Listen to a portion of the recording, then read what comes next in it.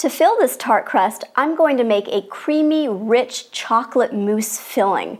And the secret ingredient is avocado, but you will never know it's there. All you're going to taste is rich and creamy. So I'm going to use the food processor again to make the chocolate mousse.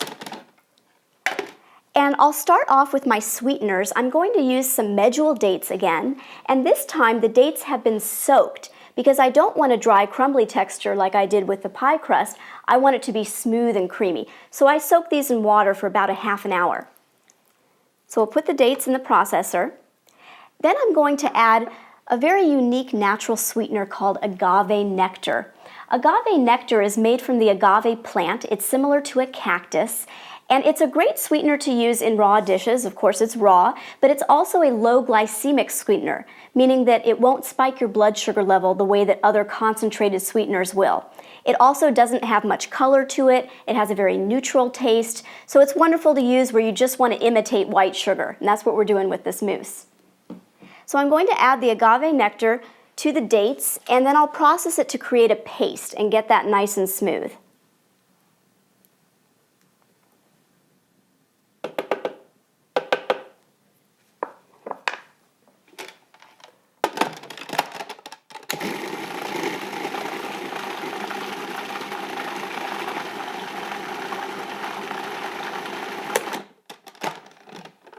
We've got a nice smooth paste there to work with. I'll add a little bit of vanilla extract to that. That's optional, but it really intensifies the chocolate flavor. And now for the secret ingredient, the avocado. I've mashed up a couple of avocados. I've mashed them well so that they process easily and so that I don't need to over-process it, because you don't want to over-process avocado. It can change the taste a little bit. I just want to process it the minimum that I need to, so I mashed it well beforehand. Add just a little water to that mixture to get it processing easily. We can add more later if we need to. And then I'll process that until it's smooth.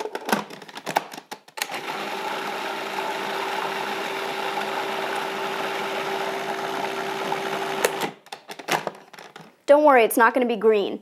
We're going to be adding chocolate to this, and it's going to turn it into a chocolate mousse as soon as we do. You've got a couple of options when it comes to chocolate. If you're not concerned with eating 100% raw, you could use a good quality organic cocoa powder, and that's what I'm going to do. And that would be the only non-raw ingredient, and it's going to be rich and chocolatey. If you're trying to avoid chocolate, you could also use carob. Carob powder is made from the carob fruit, and it looks similar to chocolate, but it doesn't really taste like it. But it's another option.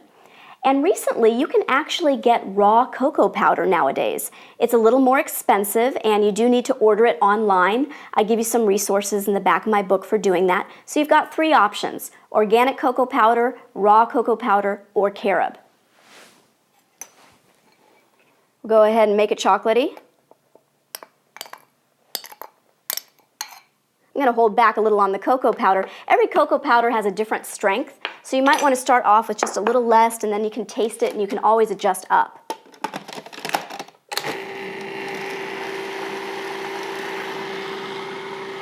I'm going to add some water, thin it out a little bit.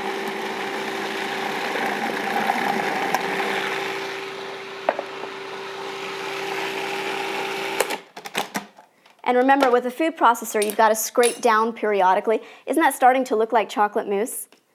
Chocolate is so wonderful in desserts, and this mousse is so versatile. You can use it in so many different things. It's kind of like pâtés, but with desserts. Just like the not tuna pâté could become 5 different dishes, this chocolate mousse can become 5 different dishes.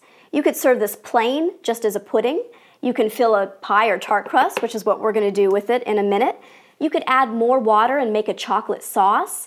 You could leave the water out and it would be a frosting, a chocolate frosting. And then my favorite, you can put this in ice cube trays and then pop them out and you've got fudgesicles. So this is a really, really versatile chocolate mousse. It's looking good, nice and rich and creamy. You can serve this right away. It tastes good at room temperature. Or if you chill it for a few hours, it's going to get very firm so that you can make a clean slice.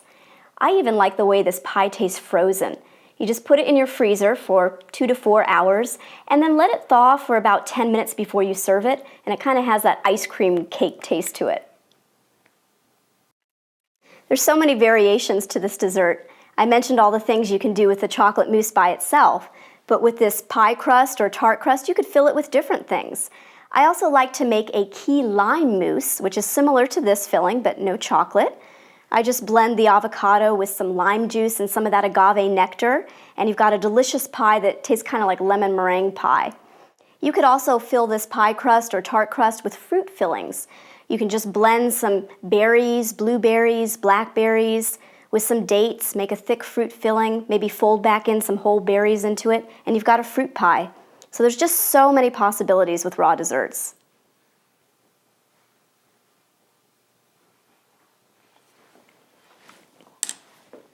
And for decoration, I'm going to add some fresh raspberries. Raspberries go so well with chocolate.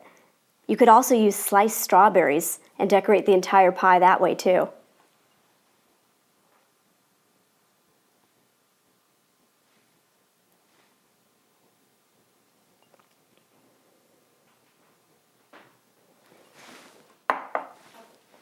Wow. Now we're ready to unmold this tart. Carefully. Doesn't this look like it just came out of a bakery window? This really is an incredible dessert, and it makes an impressive, delicious finale to any elegant meal.